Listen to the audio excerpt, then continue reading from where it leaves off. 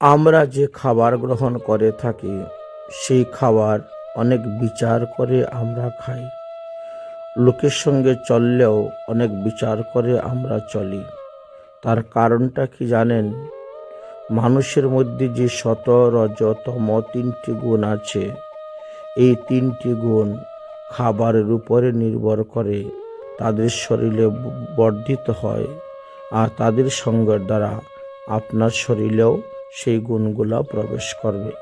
এই জন্য সাধুসন্ত মহাত্মাগণ খুব বিচার করে তারা খাওয়া দাওয়া করেন এবং লোকের সঙ্গে চলাফেরা করেন। এই বিষয়ে আপনাদেরকে কয়েকটি কথা বলি।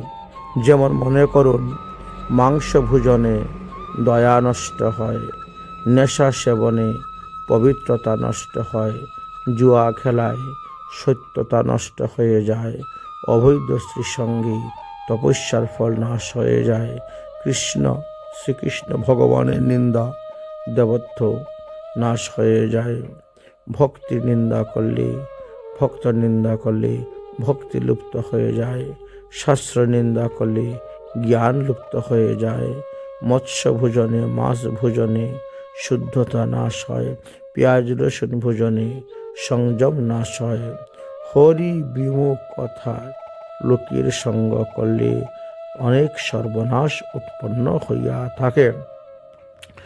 এই যে 10টি হিতোপদেশের কথা বলা হলো, এইগুলি কারণ হয়েছে সত রজ তম তিনটি গুণ দেহের মধ্যে বর্ধিত হয়।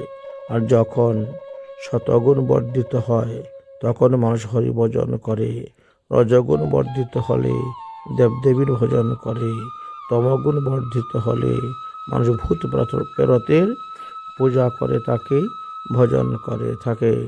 শতগুণ বৃদ্ধির সময় যদি আপনার মৃত্যুবরণ হন, আপনি দেবতা হতে পারবেন। রজগুণ বৃদ্ধির সময় মৃত্যু হলে আপনি পৃথিবীতে এসে পশু পাখি গাছ হয়ে জন্মগ্রহণ করবেন। আর তমগুণ বৃদ্ধি হয়ে যদি আপনি মারা যান, তাহলে আপনি তির্যক যোনি প্রাপ্ত হবেন বা বৃক্ষাদিতে জন্ম হবে। অতএব শতগুণ সবাই বর্ধিত করুন দেহের মধ্যে, শতগুণ সম্পূর্ণ বস্তু আহার করুন, সৎসঙ্গ করুন, সৎ লোকের সঙ্গে চলুন, সৎ কথা শ্রবণ করুন, সৎ গ্রন্থ পাঠ করুন। তাহলে আপনার ভবিষ্যৎ উজ্জ্বল হবে, আপনার আত্মকল্যাণ হবে, আপনার মঙ্গল হইবে। তাই তো হিতোপদেশের মাধ্যমে এই 10টি তত্ত্ব কথা বলা হলো।